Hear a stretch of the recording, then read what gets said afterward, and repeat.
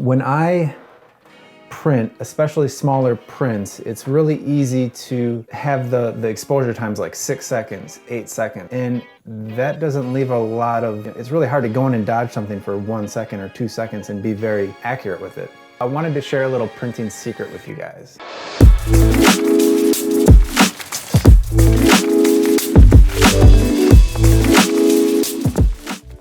So I wanted to share this print with you guys and why I'm reprinting it. You may not be able to see it, but let me know.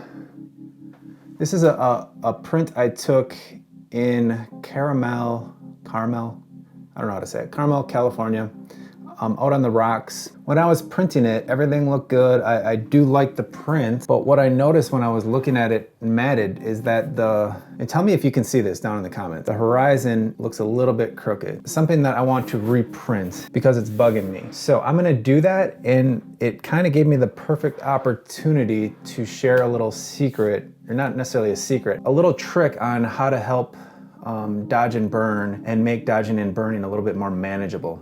So what I do, in my old enlarger, actually had it built into the head. And so something you can do is, and we use them on cameras all the time, but it's use an ND filter underneath the lens. That way, if my time was, say, 6 seconds, and this is a 0.6, so it's a 2-stop ND filter. So instead of 6 seconds, if I put this under the lens, it essentially makes the exposure, you go to 12 seconds would be 1 stop, then 24 seconds.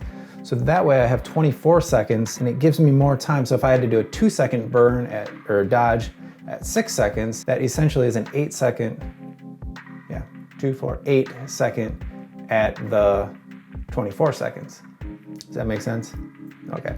But anyway, I'm gonna show you, because this is a picture in particular, to burn down this sky and then get in here and just dodge up. This is a really kind of a thin negative. And when I dodged in here, I used the neutral density filter to make it a little easier to get in there and give me a little bit more time. So right here with the yellow on the print map, that's where I had the neutral density filter in place.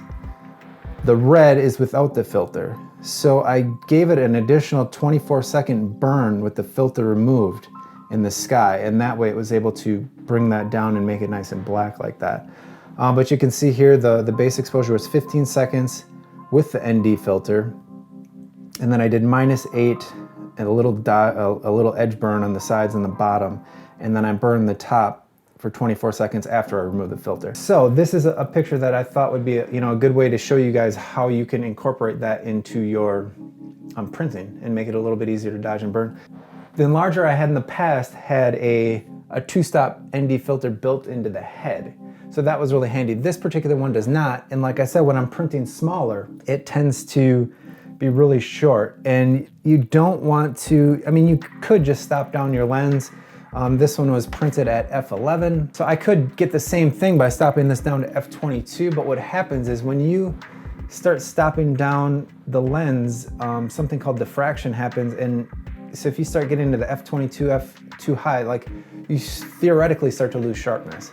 I guess generally, the lens on most cameras and enlarging lenses is going to be the sharpest stopped about 2 stops from wide open. So this one goes from 5.6. This one only opens up to 5.6. So theoretically, and I haven't tested, but f11 should be around the sharpest aperture. So I want to keep that there, and then to circumnavigate having to stop down, I'll just put a neutral density filter under the lens. And what I do is just I just set it in there, just like that. And that's going to allow me to do the dodging and burning that I need to do. Then when I want to burn in the sky, I pop it out, and then I have it's much brighter for me to burn the sky in.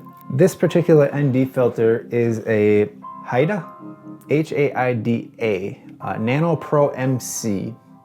And it is a 0.6. It was not the cheapest one in the world, but I did have it. It's about a $60 ND filter. I will link this one in the description below, as well as a more budget-friendly option. Tiffin makes some good ones. You can get ND filters super cheap. And you could also get like a 0.09, you could get a 3-stop, a 4-stop. There isn't any reason you can't, and if you want to extend your exposure times out, really far to give you a lot more time to do some really intricate dodging and burning, you can do that. Paper does have paper does have reciprocity. So I legit had to go get a book to figure out how to actually say this. Reciprocity failure. Paper actually does have reciprocity failures. There is a little snippet in this book, which is an excellent book, by the way. Way Beyond Monochrome. I highly recommend it. It's got some really advanced, really solid darkroom information in here. You're gonna want to have this book. Can't recommend it enough. Paper reciprocity failure, page 95. But in this, it basically says that paper does have reciprocity failure. It's not like film though.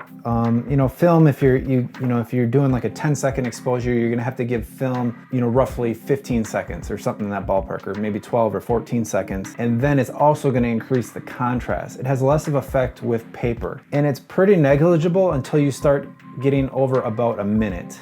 And different papers are different too. So I guess my point is, if you start using ND filters and your exposures are getting up into the minutes, then you're just gonna wanna make sure you're doing test strips, because there is a little bit, there is a little bit of a contrast change. But let me just reference what he says in here. So in this book, it basically says that they tested Agfa multi-contrast premium. Wish the paper was still available, but it's not. But there is a slight exposure adjustment of 1/15 stop per doubling of exposure time to maintain constant print density. Most of the papers I've dealt with, until you start getting over a minute, you're not going to really notice. If you do, you've got a very critical eye, but you can always just make up for it by doing test strips when you start, doubling, tripling, quadrupling, depending on what ND filter you're using and how long your exposure times are getting. Just be aware of it, make tests, get yourself a copy of this book. So I'm gonna walk you through, because I do want to reprint this. That horizon line is driving me absolutely bonkers. Let's get started.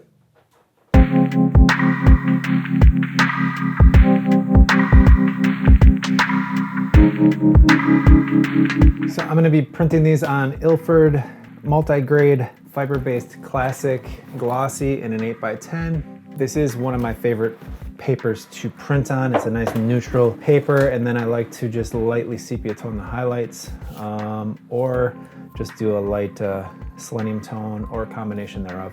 I'm gonna mix up, the developer is the Ilford multi-grade developer. I'm gonna mix that up 1 to 9, and then go through my normal stop 2-bath fix and a hypo clear, and then wash. So here we go.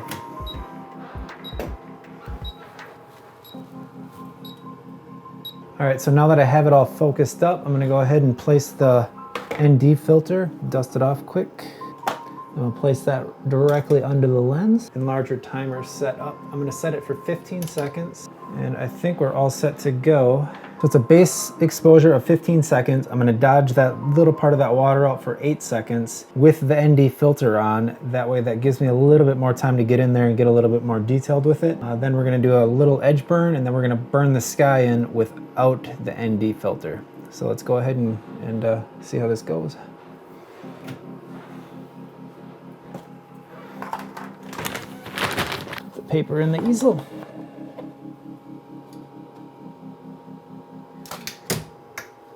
All right, here we go. 1, 2, 3, 4, 5, 6, 7, 8.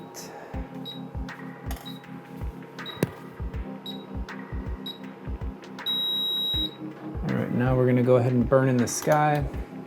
Do the edge burn, I'm sorry.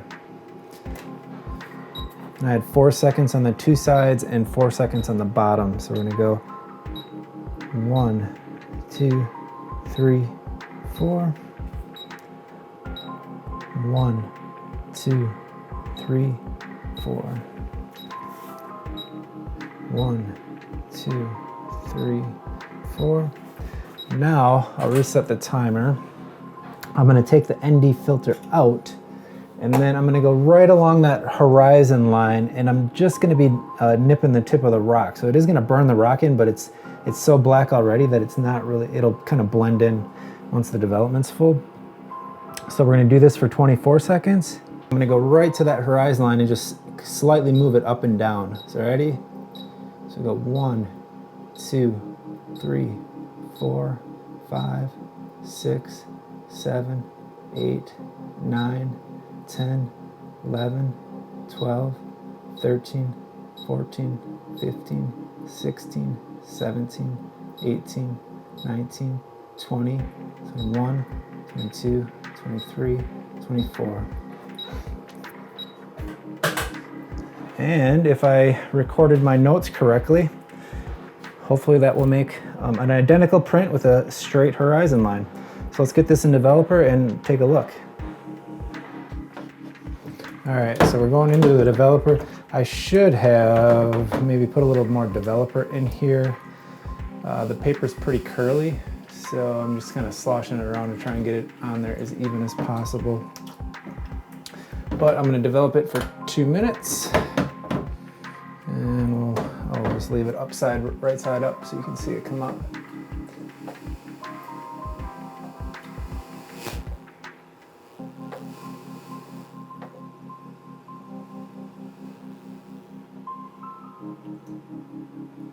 And everything, I think, is looking pretty good. I won't really know until I turn the lights on.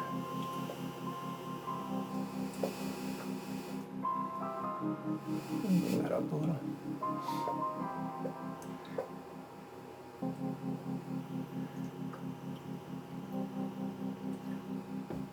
So again, this is Ilford multi-grade fiber-based classic glossy paper. So here is the final print. Let me just get a close-up of that for you here.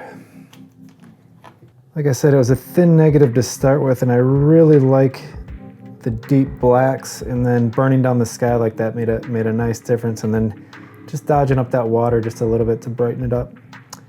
That is it for this video. I hope you got some insight into how to dodge and burn. Working with a neutral density filter can really help. You can even extend this into the, you can do 1 minute, 2 minute, and really start to do some really intricate dodging and burning. You can go as far with this as you want to. And as far as photography goes, dodging and burning is pretty much where it's at. In the darkroom, be it a digital darkroom, dodging and burning can make or break your photos. And clearly in the analog darkroom, it can make or break your photos. So when you're looking at your negatives, make sure you're exploring all the detail that's in there and try to bring out as much as that as you can, because that's gonna really bring your photos to the next level. So don't be afraid to experiment. Go really deep exposures and then really light exposures, and just keep playing around with it, and it will really make your photos stand out. So I hope you enjoyed this. Please hit the subscribe and the like button, and leave me a comment down below if there's anything you'd like to see. I'd be more than happy to make a video, in my darkroom or out shooting film or whatever. So, leave a comment down below, and I look forward to seeing you next time.